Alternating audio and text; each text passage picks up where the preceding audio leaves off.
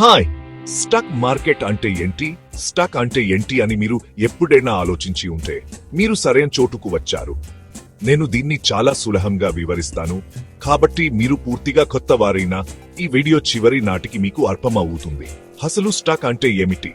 Stock అంటే ఒక పెద్ద కంపెనీలో ఒక చిన్న భాగం అని అనుకోండి. మీకు ఇష్టమైన బిస్కెట్ కంపెనీని వహించుకోండి. ఆ కంపెనీ వేల లేదా లక్ష చిన్న భాగాలుగా విభజించబడింది. వాటిని స్టాక్స్ లేదా షేర్లు అంటారు.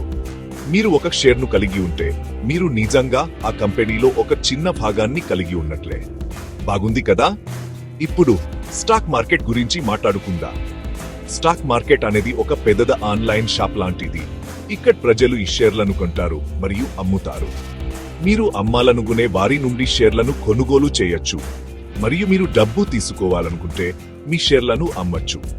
కానీ ఇక్కడ ఆసక్తికరమైన విషయం ఏమిటంటే స్టాక్స్ ధరలు ఎప్పుడూ మారుతూ ఉంటాయి. ఎందుకు? డిమాండ్ మరియు సప్లై వల్ల. చాలా మంది ఒక కంపెనీ షేర్లను కొనాలనుకుంటే ధర పెరుగుతుంది, ఎక్కువ మంది అమ్మాలనుకుంటే ధర తగ్గుతుంది. ఇది ఏదన్నా సాధారణ మార్కెట్ లాంటిదే, కానీ ఇక్కడ మనం కంపెనీల భాగాలతో వ్యవహరిస్తున్నాం. ఇప్పుడు మీరు అడగవచ్చు, ప్రజలు స్టాక్స్ లో ఎందుకు పెట్టుబడి పెడతారు? సరే, మీరు ఒక స్టాక్ లో పెట్టుబడి పెట్టినప్పుడు కంపెనీ వృద్ధి చెందుతుందని మీరు ఆశిస్తారు, మరియు కంపెనీ పెద్దదిగా మరియు మెరుగైనదిగా మారినప్పుడు మీ షేర్ విలువ పెరగవచ్చు.